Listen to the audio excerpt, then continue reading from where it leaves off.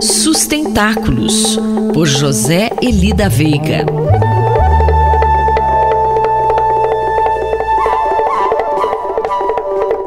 Professor José Eli da Veiga, bom dia. Qual é a sua opinião sobre as manifestações em favor de uma retomada verde na economia após essa pandemia? Bom dia, Quinto, bom dia a todos. Vocês devem ter notado o quanto proliferam manifestações em favor de uma retomada econômica pós-pandemia, que seja verde, descarbonizadora, etc. É impressionante. São movimentos sociais, vários, são muitos os empresários com essa coisa e até alguns políticos. Quem observou o que aconteceu na última crise, na de 2008, né, onde surgiram sinais bem parecidos e depois foram revertidos, né, ao longo desse período, digamos que mantém suas barbas de molho, ou seja, eu particularmente sou levemente pessimista em relação a esses clamores. O que poderá ser um caminho então, professor? Na verdade, em 2007, o grande jornalista do New York Times, Thomas Friedman, já tinha lançado um apelo pelo chamado Green New Deal. Ele dizia basicamente que fazer a transição das fósseis às renováveis, né, só poderia ser através de um conjunto de políticas semelhante ao que nos anos 30 o Roosevelt tinha lançado para revitalizar o país. Eu dou bastante detalhes sobre essa história numa coluna do Valor de hoje, justamente. E retomando aí uma expressão que foi usada pelo presidente do Conselho de Administração da Suzano, o Davi Pfeffer. Ele tinha publicado há algum tempo um artigo com o título Chance Verde. E então, hoje tem uma espécie de resposta colocando Chance Verde com um ponto de interrogação. Muito obrigado, até a próxima. Mais informações sobre sustentabilidade estão disponíveis no site sustentáculos.pro.br e na página pessoal do colunista zeeli.pro.br. Eu, Antônio Carlos Quinto, conversei com o professor José Eli da Veiga para a Rádio USP. Sustentáculos, por José Eli da Veiga.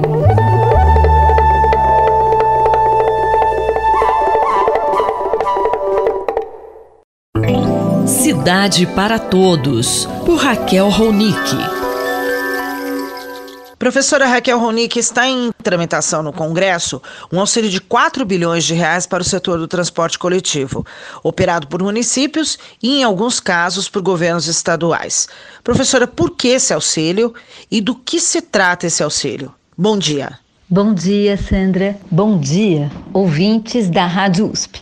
Pois é, evidentemente que durante a pandemia, com a diminuição muito grande do número de passageiros circulando em função das políticas de isolamento social, as companhias que operam o transporte público na cidade, sob concessão, perderam passageiros, perderam receita e, portanto, começaram a pressionar os governos para poder receber um valor extra em função dessa diminuição de receita. Nesse momento, tramita no Congresso um projeto de lei de um auxílio de 4 bilhões de reais para que os municípios e também governos estaduais, quando estes operam também, são aqueles que fazem as concessões do transporte coletivo de massa, possam auxiliar essas empresas em função desse recurso perdido que não entrou através da tarifa. Esse modelo, de acordo com o projeto que está em tramitação na Câmara, ele vai se dar através de créditos de passagens. É como se o governo federal tivesse dando para os municípios e para os governos estados a tarifa relativa a alguns passageiros que essas empresas deixaram de ter, e essas tarifas poderão ser distribuídas posteriormente, no pós-pandemia, pelos próprios municípios, para que pessoas possam circular no transporte coletivo gratuitamente. Essa seria, digamos, a contrapartida por esse auxílio. Entretanto, Sandra, tem problemas bastante sérios nessa equação que eu acho que vale a pena a gente examinar. Professora, quais são esses problemas? O que o setor de transportes tem apontado? Existiram outras iniciativas de projeto de lei em outra direção, por exemplo? Pois é, Sandra. O primeiro grande problema é estrutural, não tem nada que ver com a pandemia. O fato de você prender todo o sistema e o funcionamento do sistema e a sustentabilidade do sistema no pagamento de uma tarifa faz dois problemas muito sérios. Primeiro, as tarifas que sobem sem parar e vão excluindo cada vez mais gente e cada vez mais o acesso à cidade. E o segundo problema faz também com que as empresas de ônibus tenham que ficar lotando, socando os ônibus de gente para poder receber essa tarifa. Então, há toda uma perspectiva dentro do setor de transporte, uma luta, eu diria, histórica, para remunerar o serviço de transporte coletivo pelo custo, pelo quilômetro, e não por passageiro, permitindo, então, que esse transporte coletivo seja muito mais eficiente, muito mais confortável e não dependa da tarifa. Alguém vai dizer, bom, mas isso vai precisar de subsídio. Sim, nenhum sistema de transporte coletivo no mundo opera sem subsídios. A questão fundamental agora, durante a pandemia, é como conseguir transporte coletivo de qualidade sem lotar os ônibus. E a questão no pós-pandemia é como isso também pode se transformar num modelo futuro, evidentemente também usando algum tipo de compensação, de contrapartida por parte das empresas, não apenas um subsídio a fundo perdido. E, sobretudo, uma transparência nessas contas, seja qual for o projeto aprovado no Congresso. É muito importante que a gente saiba exatamente quanto dinheiro entrou, no que ele foi usado, como ele se transformou eventualmente em gratuidades e outros benefícios públicos e para os mais vulneráveis, para que a gente possa saber exatamente como isso foi gasto. Eu sou Sandra Capomatto, você ouviu a professora Raquel Ronick, da Faculdade de Arquitetura e Urbanismo da Universidade de São Paulo. Cidade para Todos, por Raquel Ronick.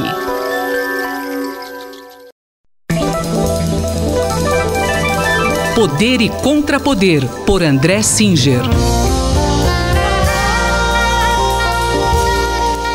Professor André Singer, a imprensa tem noticiado a decisão do MDB e do DEM de saírem do blocão na Câmara dos Deputados. Como é que o senhor interpreta esse movimento? Bom, são 63 deputados do MDB e do DEM que decidiram se afastar do grupo que apoia o tempo todo o governo federal. Esse grupo, constituído por, repito, 63 deputados, não faz com que o governo perca definitivamente uma condição de atuar na Câmara dos Deputados. Ele continua tendo o apoio de cerca de 200 deputados potencialmente que ficaram dentro da chamada base governista. No entanto, essa decisão que foi tomada, ela implica numa consequência de médio prazo bem importante, porque ela pode vir a afetar a disputa pela presidência da Câmara dos Deputados, que vai ocorrer em fevereiro de 2021, para a sucessão do atual presidente Rodrigo Maia, como todo mundo sabe, é do DEM. E a presidência da Câmara dos Deputados é uma peça-chave, porque o presidente da Câmara dos Deputados é o único que pode autorizar um pedido de impeachment a ir para o plenário. Sem que ele autorize, o pedido de impeachment simplesmente não é apreciado pela Câmara dos Deputados. Então, no contexto de polarização que nós estamos vivendo, sobretudo antes do mês de junho, quando a prisão do ex-PM Fabrício Queiroz fez o presidente da República parar com a ofensiva que ele vinha encenando desde março, desde o começo da pandemia, ou seja, nesse contexto, esta eleição da presidência da Câmara pode ser muito importante. E professor, e em que medida essa movimentação influencia o quadro político nacional? Ela influencia na medida em que ela coloca uma espécie de incerteza sobre o futuro do governo Bolsonaro.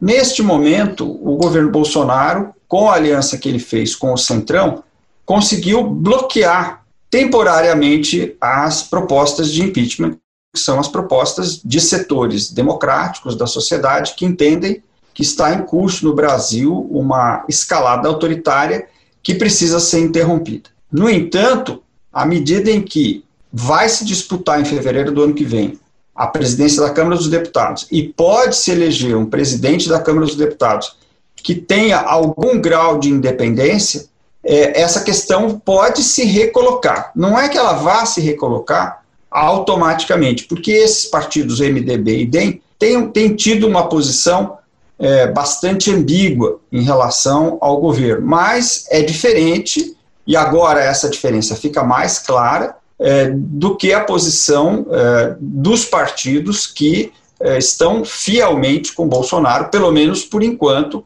nessa negociação que ele estabeleceu com o Centrão, oferecendo cargos dentro do governo para conseguir apoio dentro do Congresso Nacional. Esse foi o cientista político André Singer, que conversou comigo, Gustavo Xavier. Poder e Contrapoder, por André Singer.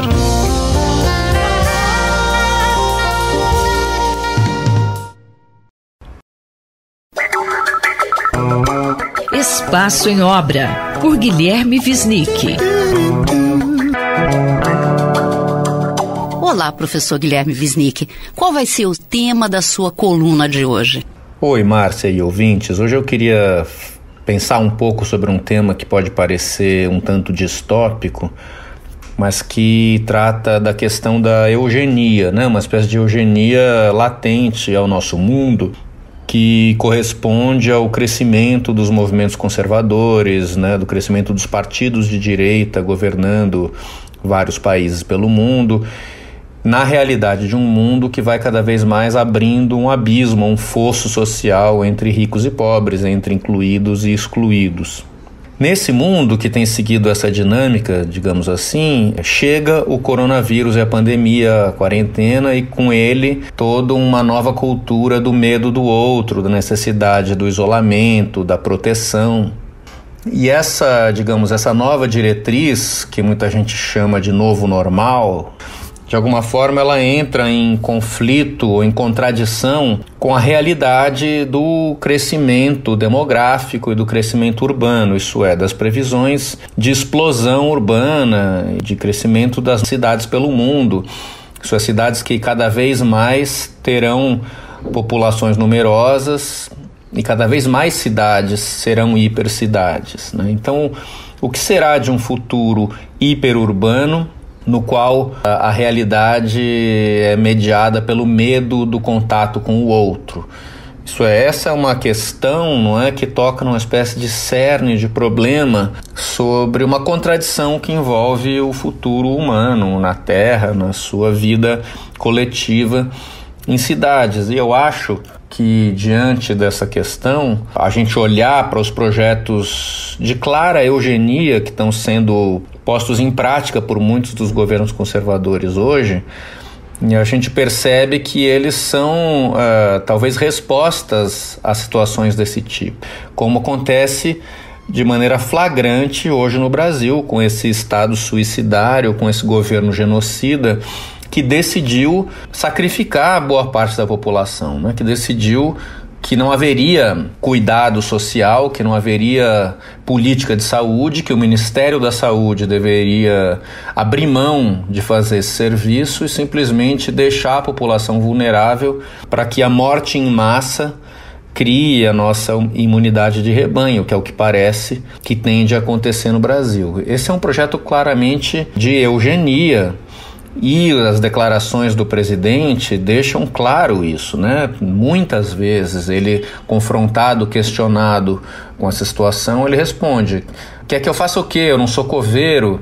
Ou e daí? Né? Esse e daí virou um mantra dessa política, que significa justamente que quer oferecer as pessoas em sacrifício. Então, um pensamento conservador terrível diante desse paradoxo que é o crescimento demográfico e urbano versus a cultura do risco, simplesmente deixar morrer as pessoas que são descartáveis, que são sobressalentes, para que as outras vivam melhor. E você pode fazer isso, digamos, criando câmara de gás e fazendo mortes em massa, ou você pode fazer simplesmente fingindo que não está fazendo nada e deixando essa população ser sacrificada e perecer.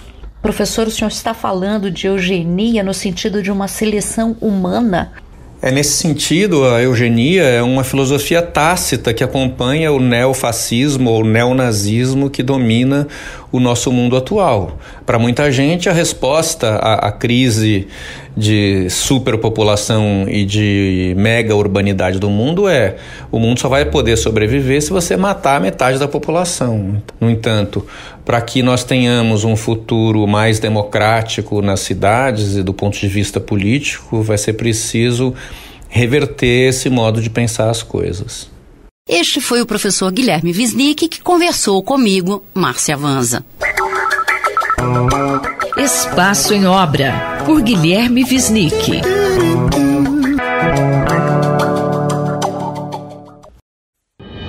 Cotidiano na Metrópole, com o professor Nabil Bonduki.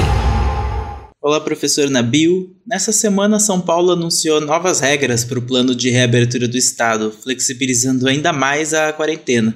Qual que é a sua opinião sobre o assunto? Pois é, Denis, o que nós estamos verificando é que prefeitos e governadores estão cada vez flexibilizando mais as atividades econômicas das nossas cidades. De certa forma, adotando aquilo que o Bolsonaro propôs lá em março. O Bolsonaro lá em março falou: vamos deixar liberar porque é melhor as pessoas morrerem do que morrer por desemprego, morrer por problemas econômicos.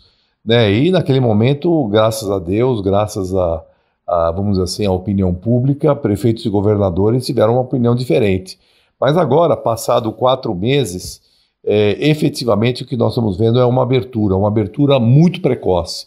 Não fizemos direito à lição de casa, ou seja, apesar de ter havido quarentena em muitos lugares, as pessoas continuaram circulando, o vírus continuou circulando no nosso país, no nosso estado, e com isso nós alcançamos, na semana passada, no sábado, dia 25, no último sábado, nós tivemos aí a média diária móvel semanal mais alta de toda a pandemia, com 1.097 óbitos, quando um mês anterior, um mês antes, no dia 27 de junho, nós tínhamos tido mais ou menos 1.012 óbitos, ou seja, nós tivemos um crescimento de 8%. Então nós estamos num processo de crescimento ainda, ou de estabilização em alguns lugares, da pandemia. No entanto, apesar disso, nós já estamos reabrindo tudo, o que contraria as recomendações das autoridades sanitárias,